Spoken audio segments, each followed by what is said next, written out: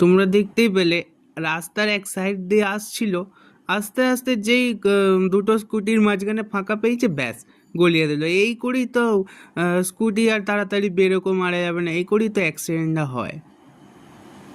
কি বলবো বলুন। ঠিক আছে, চলো বন্ধুরা, আমরা প্রায় ফুরফুরা বাজার ঢুকে গেছি। আবার বাজারে হয়তো একটু দাঁড়াতে হতে পারে, কারণ মাসি অনেক দিন পর বাড়ি ফিরছে, তো একটু আনাজ ফানাজ কিনবে, হয়তো দাঁড়াতে হতে পারে। দেখতেই পাচ্ছ একদম প্রপারলি ডাব থেকে যাবতীয় আনাজ প্রায় সবই বিক্রি হচ্ছে। চলো যাওয়া যাক। আবার দেখতে পাচ্ছি কত কত দোকান খোলা রয়েছে, কিন্তু আবার অনেক দোকান বন্ধও রয়েছে।